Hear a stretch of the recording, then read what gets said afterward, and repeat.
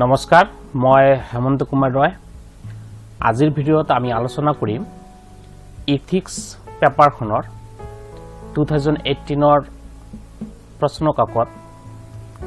এই প্ৰশ্ন কাকতত আমি কেৱল 1 মাৰ্কছৰ আৰু 2 মাৰ্কছৰ কোৱেশ্চনখিনি আলোচনা কৰিম ইথিক্স পেপাৰখন সেই পেপাৰখন পুৰণি পাঠ্যক্ৰম অনুসৰি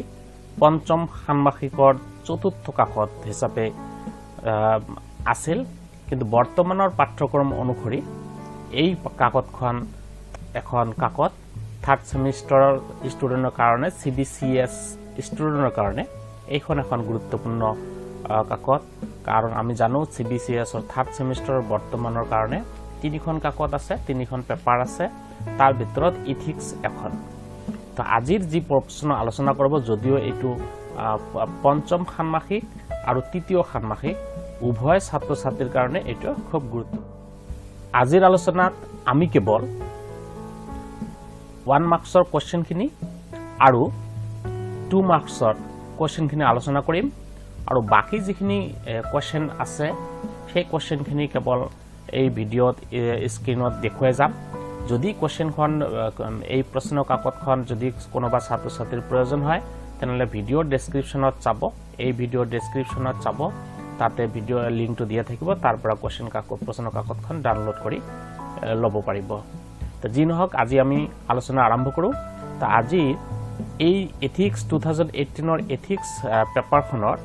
যেটো প্ৰথম কোৱেশ্চন আছে 1 মাৰ্কছৰ সেইটো হৈছে 1 নম্বৰ answer the following as directed নিৰ্দেশ অনুসৰি তলত দিয়াবোৰৰ উত্তৰ লিখা তাৰ মানে নিৰ্দেশৰ অনুসৰি আমি তলত দিয়াবোৰৰ উত্তৰ লিখিব লাগিব যেনেকৈ ইয়াত দিয়া আছে সেই অনুসৰি লিখিব লাগিব তা 1 মাৰ্কছৰ যে কোৱেশ্চন আছে 1 ৰ এ নম্বৰ কোৱেশ্চনটো হৈছে virtue is knowledge and knowledge is virtue who among the following philosophers is directly associated with the extent man তাৰ মানে সদ্গুণে হৈছে জ্ঞান আৰু জ্ঞানেই সদ্গুণ এই উক্তিটোৰ লগত নিম্নলিখিত কোনগৰাকী দাৰ্শনিক প্ৰত্যক্ষভাৱে জড়িত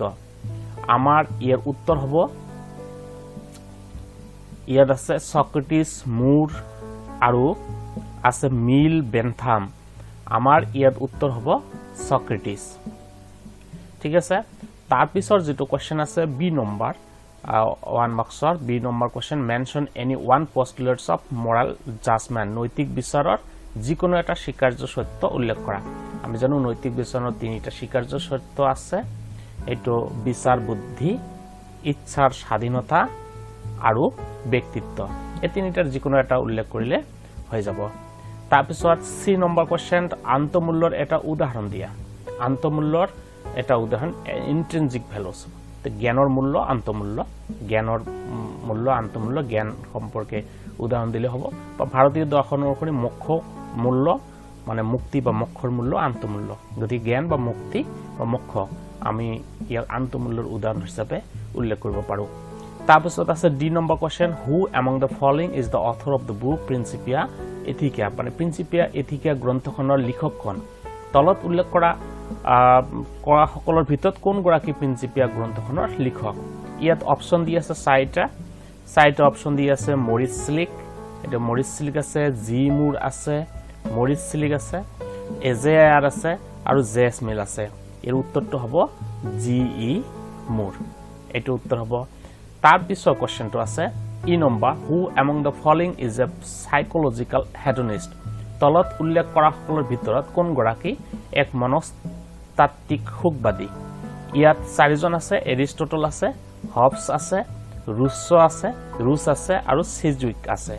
ইয়াৰ ভিতৰত হবস হৈছে মনোবৈজ্ঞানিক সুখবাদী বা মনস্তাত্ত্বিক সুখবাদী দাৰ্শনিক তাৰপিছত আছে F number questions F number is person's happiness is good to that person and the general happiness is therefore is a good to the aggregates of all persons. This argument of Mill is known as logical argument, psychological argument, and argument from internal sanction. Choose the correct option. এই অসমীয়াটো হৈছে প্ৰত্যেক ব্যক্তি নিজৰ সুখ তেওঁৰ বাবে ভাল গতিকে সৰ্বসাধাৰণৰ সুখ সৰ্বসাধাৰণৰ ভাল মিল প্ৰদত্ত এই যুক্তিটো নেক যুক্তি মনস্তাত্ত্বিক যুক্তি আন্তঃনিয়ন্ত্ৰণ যুক্তি বুলি জনা যায় শুদ্ধ বিকল্পটো বাছি লোৱা ইয়াৰ উত্তৰ হ'ব নেক যুক্তি আৰু ইংৰেজীত হ'ব লজিক্যাল আৰ্গুমেন্ট তাৰ পিছৰ যেটো কোশ্চেন আছে এটো লাস্ট 1 মাৰ্কসৰ last question Mill accepts only the quantitative difference of pleasure is it correct মিলে সুখৰ কেৱল পৰিমাণগত প্ৰভেদে স্বীকাৰ কৰে এটো শুদ্ধ নে আমি জানো মিলে সুখৰ পৰিমাণগত আৰু গুণগত উভয় দুটাকে স্বীকাৰ কৰে আৰু বেনথামে কেৱল পৰিমাণগত পাৰ্থক্যকে স্বীকাৰ কৰিছে গতিকে মিলৰ ক্ষেত্ৰত এটো শুদ্ধ নহয় এটো শুদ্ধ নহয়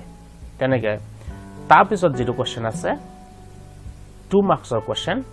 এতিয়া 2 মাৰ্কসৰ question answer the following questions are directed এটা 2 নম্বৰ কোশ্চেন আছে নিৰ্দেশানুসৰি তলত দিয়া প্ৰশ্নবোৰৰ উত্তৰ দিয়া চাৰিটা কোশ্চেন আছে আৰু 2 মাৰ্কস কে আছে তে ইয়াত প্ৰথমে কোশ্চেন দিছে state in brief any two utilities of the study of ethics নীতি বিজ্ঞান অধ্যয়নৰ যিকোনো দুটা উপযোগিতা চমুকৈ উল্লেখ কৰা কিতাপত বা নোটছত নিশ্চয় নীতি বিজ্ঞান অধ্যয়নৰ উপযোগিতা আছে তাৰ পৰা ডাইৰেক্ট পঢ়ি ললে হল আৰু যিসকল ছাত্ৰ ছাত্ৰীয়ে যদি এই নোট পোৱা নাই তেনেহলে মই নীতি বিজ্ঞান আৰু উপযোগিতা দুটামান ইয়াত চমুকৈ কৈ দিছো তাৰ পৰা শুনি ভালকৈ লিখি ৰাখিলে হল তাৰ পৰা লিখিব পাৰিব নীতি বিজ্ঞান অধ্যয়নৰ যিকোনো দুটো উপযোগিতাৰ প্ৰথম উপযোগিতা সৎ জীৱন যাপন কৰিবলৈ হলে যি নৈতিক অন্তৰ্দৃষ্টিৰ প্ৰয়োজন তাক আমি নীতিবিদ্যা অধ্যয়ন কৰিয়ে লাভ কৰিব পাৰো আকৌ কৈছো সৎ জীৱন যাপন কৰিবলৈ হলে যি নৈতিক অন্তৰ্দৃষ্টিৰ প্ৰয়োজন তাক আমি নীতিবিদ্যা অধ্যয়ন কৰিহে লাভ কৰিব পাৰো আৰু এটা উপযোগিতা হল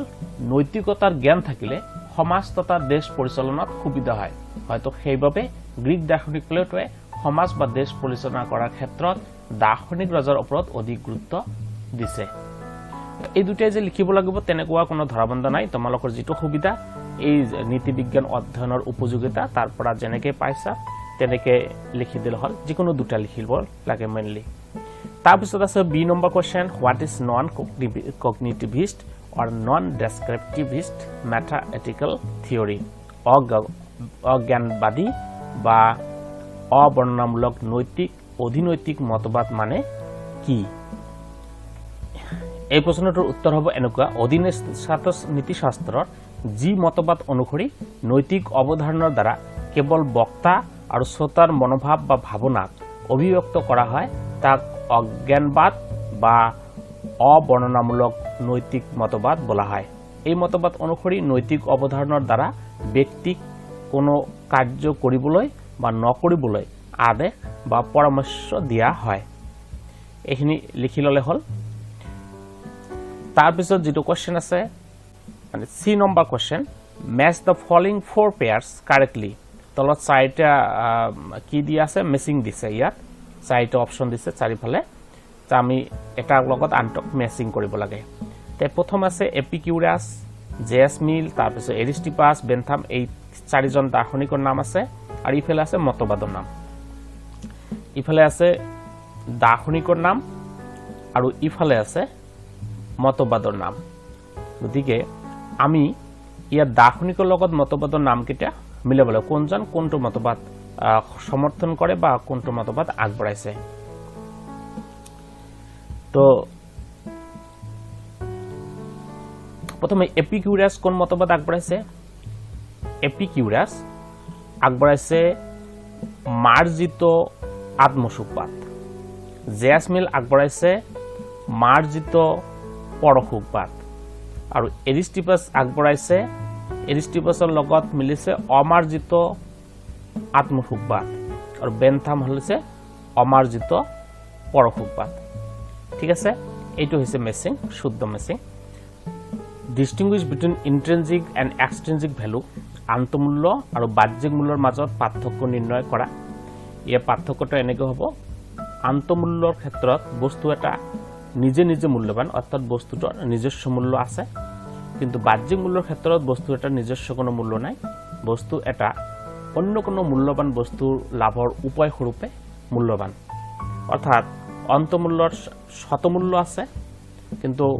বাহ্যিক মূল্যৰ পৰকীয় মূল্য আছে এইখিনি হৈছে 2 মাৰ্কসৰ কোশ্চেন তাৰ পিছত আছে 3 নম্বৰ কোৱেশ্চন 5 মাৰ্কছৰ কোৱেশ্চন ইয়াত 5টা দিয়া 3টা দিয়া আছে 5 মাৰ্কছ কৈ তলত দিয়াবৰ যিকোনো 3টাৰ উত্তৰ লিখা whether ethics is a normative science or positive science briefly discussed নীতি বিজ্ঞান এক আদৰ্শনিষ্ঠ বিজ্ঞান নে বস্তুনিষ্ঠ বিজ্ঞান চমুকৈ আলোচনা কৰা B number question distinguish between factual judgment and evaluative judgment তথ্যমূলক অৱধাৰণ আৰু মূল্যাত্মক অৱধাৰণৰ মাজত পাৰ্থক্য বিচাৰ কৰা write a short note on the origin and development of mathematics অধিনীতি শাস্ত্ৰৰ উদ্ভৱ আৰু বিকাশ বিষয়ক এটা চমু টকা লিখা তাৰ পিছত আছে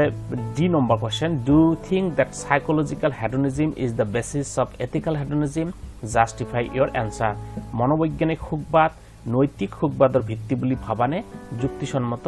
উত্তৰ দিয়া তাৰ পিছত 4 নম্বৰ কোৱেশ্চন অৰ্থাৎ 10 নম্বৰ কৈ আছে ইয়াত তলত দিয়াবৰ যিকোনো 3টাৰ উত্তৰ লিখা যিকোনো 3টা কোৱেশ্চনৰ উত্তৰ লিখিব লাগে আৰু প্ৰতিটোতে 10 নম্বৰ কৈ আছে question A explain virtue ethic as a normative ethical theory আদৰ্শনিষ্ঠ নৈতিক মতবাদ হিচাপে সৎগুণৰ নৈতিক মতবাদ ব্যাখ্যা কৰা B number question explain the scope or subject matter of practical ethics ব্যৱহাৰিক নীতি বিজ্ঞানৰ পৰিসৰ বা আলোচ্য বিষয়বস্তুৰ বিষয়ে ব্যাখ্যা কৰা C number question explain the dichotomy between facts and value তথ্যৰ মূল্যৰ মাজত থকা বিৰোধ ব্যাখ্যা কৰা তাৰ পিছত ডি নম্বৰ কোৱেশ্চন আদৰ্শনিষ্ঠ নীতি বিজ্ঞান আৰু ব্যৱহাৰিক নীতি বিজ্ঞানৰ সম্বন্ধৰ বিষয়ে ব্যাখ্যা কৰা তাৰ পিছত আছে লাষ্ট যেটো কোৱেশ্চন আছে E number what is rule utilitarianism critically discuss rule utilitarianism নিয়ম উপযোগিতাবাদ কি নিয়ম উপযোগিতাবাদৰ বিষয়ে এক বিচাৰমূলক আলোচনা আগবঢ়োৱা এখিনি হৈছে 2018 ইথিক্স পেপাৰখনৰ কোৱেশ্চনস এটো পুৰণি পাঠ্যক্ৰম অনুসৰি 5th সেম আৰু বৰ্তমানৰ 3rd সেমৰ ছাত্ৰ ছাত্ৰী সকলৰ কাৰণে প্ৰায় কিছুমান বস্তু হুবাহু মিল আছে গতে যি নহক আজিৰ ক্লাছত এইখিনিয়ে যদি ইয়াৰ উপৰি কিছুমান নতুন কোৱেশ্চনৰ সমস্যাত ভুগি আছে ছাত্ৰ ছাত্ৰী সকলৰ প্ৰবলেম হৈছে তেনেহলে হে কমেন্ট কৰিলে হল মই যিমান দূৰ পাৰো সেই প্ৰশ্নটো উত্তৰ দিয়াৰ চেষ্টা কৰিম এইখিনিতে ছাত্ৰ ছাত্ৰী সকলৰ আৰু এটা কথা হৈছে যদি এই কোৱেশ্চন পেপাৰখন কোনোবা ছাত্ৰ ছাত্ৰীৰ প্ৰয়োজন হয় তেনেহলে মোৰ ভিডিঅ'ৰ ডেসক্ৰিপচনত গৈ তাত লিংকটো দিয়া থাকিব তাৰ পৰা কোৱেশ্চন পেপাৰখন ডাউনলোড কৰি ল'ব পাৰিব আৰু যদি কিবা 3rd সেমিষ্টাৰৰ নোটছৰ প্ৰয়োজন হয় তেনেহলে মোৰ এটা ব্লগ আছে hamantoshclassroom.blogspot.com বুলি সেই ব্লগটোত গুগলত সাৰ্চ কৰি তাৰ পৰা মোৰ নোটছখিনি তাৰ পৰা পঢ়ি ল'ব পাৰে বা তাৰ পৰা পিডিএফ আকাৰত থাকিলে ডাউনলোড কৰি ল'ব পাৰিব তো যি নহওক আজিলৈ এইখিনিয়ে যদি মোৰ ভিডিঅ'বোৰ ভাল লাগে তেনেহলে লাইক কৰিব আৰু যি সকল ছাত্ৰ ছাত্ৰী এতিয়ালৈকে সাবস্ক্ৰাইব কৰা নাই তেওঁলোকে মোৰ চেনেলটো সাবস্ক্ৰাইব কৰিব ধন্যবাদ